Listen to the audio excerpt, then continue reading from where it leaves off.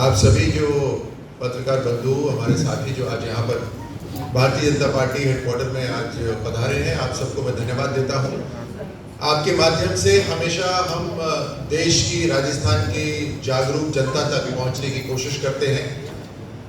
आज फिर एक ऐसा मुद्दा सामने आया है जो गंभीर मुद्दा भी है और एक ऐसा जो राजस्थानी नहीं बल्कि देश की जनता को विचलित करता है।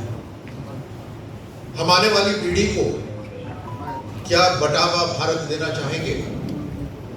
क्या हम एक खंडित भारत अपने आने वाली पीढ़ी को देना चाहेंगे? मालूम तो ऐसा होता है जैसे एक पॉलिटिकल पार्टी का लक्ष्य, उद्देश्य यही है कि किसी भी तरह वो सत्ता में आ जाए और सत्ता पे आने के लिए अगर खंडित भारत हो तो वो भी इस पॉलिटिकल पार्टी को मंजूर है। बीते बुधवार को जो जम्मू कश्मीर की विधानसभा के अंदर धारा 370 वापस लाने की जो कोशिश करी गई, उसके अंदर इंडी अलायंस कांग्रेस के नेतृत्व में सबसे आगे था। इस इंडी अलायंस का और कांग्रेस की जो मानसिकता है वो बार बार उजागर हुई है भारत को खंडित करने की। धारा 370 वापस लाने की जो ये नाकामयाब कोशिश की गई है, ये उसी श्रृंखला में एक और कदम है। मैं आप सबको याद दिलाता हूं किस तरह से अलग अलग समय पर राहुल गांधी और कांग्रेस ने भारत को तोड़ने वाली ताकतों के साथ हाथ मिलाया है। 2010 में जब राहुल गांधी जम्मू कश्मीर गए थे तो अलगाववादी सोच के नेताओं के साथ इन्होंने अलग बातचीत करी थी। जब ये यूरोप और अमेरिका जाते हैं तो वहां के विश्वविद्यालयों के अंदर भारत के लोकतंत्र को एक खतरा बताते हैं और यूरोप और अमेरिका को भारत के अंदर दखल देने के लिए न्योता देते हैं कि टेरर का कोई धर्म नहीं होता। उसके बावजूद भी हिंदू टेरर शब्द इस्तेमाल करा गया। ये वही राहुल गांधी हैं जिन्होंने सेना के ऊपर भी सवाल उठाए, सर्जिकल स्ट्राइक के ऊपर सवाल उठाए।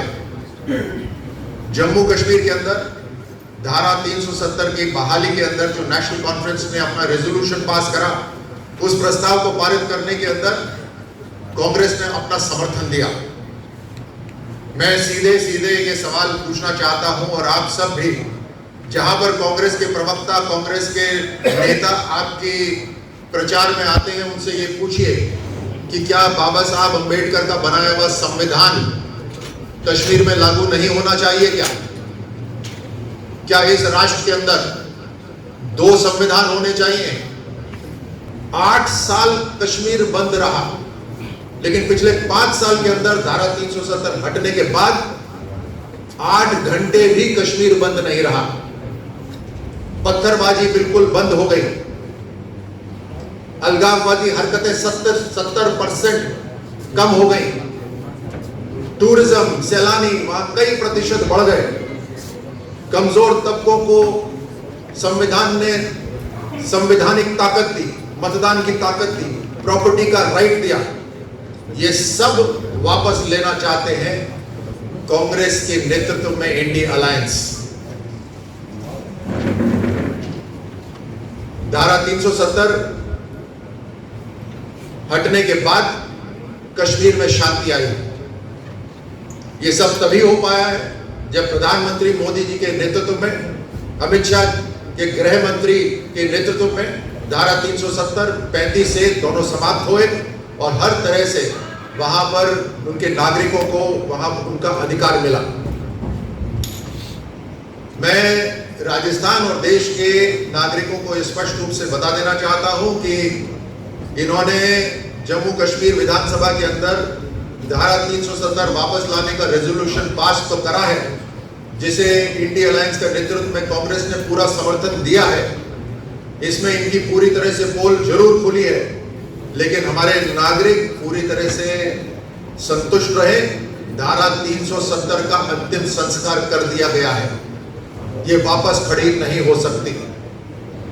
लेकिन ये सवाल जरूर पूछना चाहिए, ये दोहरा चेहरा डालकर जो कांग्रेस के नेता घूमते हैं, मैंने अभी एक श्रृंखला में आपको बताया किस तरह से बार बार इन्होंने भारत को तोड़ने की कोशिश करी है।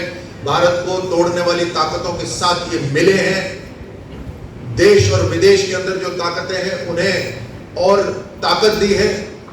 हर तरह से भारत को विभाजित करने की कोशिश करी है।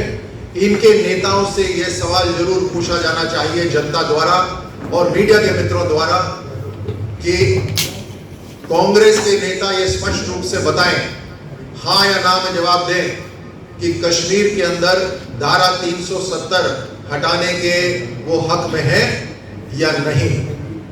अपना स्पष्टीकरण इसके ऊपर दें। भारत की जनता ये जानना चाहती है, ये स्पष्टीकरण उनसे सुनना चाहती है।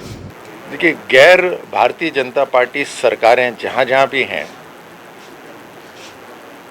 वहाँ जनता की सेवा करने के बजाय, मुख्य बिंदु पर काम करने की बजाय अनेकों चीज़ों पे काम होता है। मुझे लगता है जैसे आपने प्रश्न पूछा वो उसी तरह से जनता को डिस्ट्रैक्ट करने का, जनता के जो टैक्स पेयर का जो पैसा है उसका मिसयूज़ करने का एक उदाहरण है। निश्चित तौर पर जनता ये सब देखती है और ये देखकर अपना निर्णय और आशीर्वाद देती है। तो राजस्थान में उपचुनाव है, नेताओं की साख बनता जा रहा है। ये उपचुनाव 7 सीटों के लोकसभा चुनाव हुए हैं, विधानसभा चुनाव हुए, लेकिन ऐसे शब्द नहीं देखे गए नेताओं के मुंह से। कोई कहता है आपकी सीडी वायरल हो गई है, कोई कहता है कि कहाँ लिखा है कि पाकिस्तान जिंदाबाद नहीं बोल सकते, कोई कहते हैं कि 12 तारीख के बाद कत्लेआम होगा। इस तरीके के शब्द जो नेता जो प्रयोग कर रहे हैं, तो क्या नेताओं की साख बन चुका है ये 7 सीटों पर उपचुनाव? चुनाव हो, उपचुनाव हो तो सभी महत्वपूर्ण होते हैं, लेकिन उसके बावजूद भी लोकतंत्र के अंदर एक संयम बनाकर एक पॉजिटिव, सकारात्मक उदाहरण नेतृत्व बनना चाहिए। उसके अंदर जैसे उंगलियों के अलग अलग आकार होते हैं, उसी तरह जो राजनीति में लोग आते हैं उनके भी अलग अलग प्रकार होते हैं। मुझे लगता है कि हमें जो सकारात्मक उदाहरण है, जो संयम रखते हैं, जो धैर्य रखते हैं, जो भाषा का सही प्रयोग करते हैं, जो विपक्ष को भी या तो सम्मान करते हैं या उनको नज़रअंदाज कर देते हैं, ये हमारे जीवन में भी महत्वपूर्ण है और राजनीति में भी महत्वपूर्ण है और जनता को ये देखना चाहिए। इस तरीके के बयान को किस तरीके से देखते हैं? क्या नहीं, मैं तो बिल्कुल स्वीकार नहीं करता। कोई भी ओछा बयान हो, वो हमारे परिवार के अंदर जब हमें स्वीकार नहीं है तो फिर बड़े परिवार के रूप में इस देश में क्यों स्वीकार है। ऐसे ही और वीडियोस देखने के लिए सब्सक्राइब करें मॉर्निंग न्यूज इंडिया को और जुड़े रहिए हमारे साथ।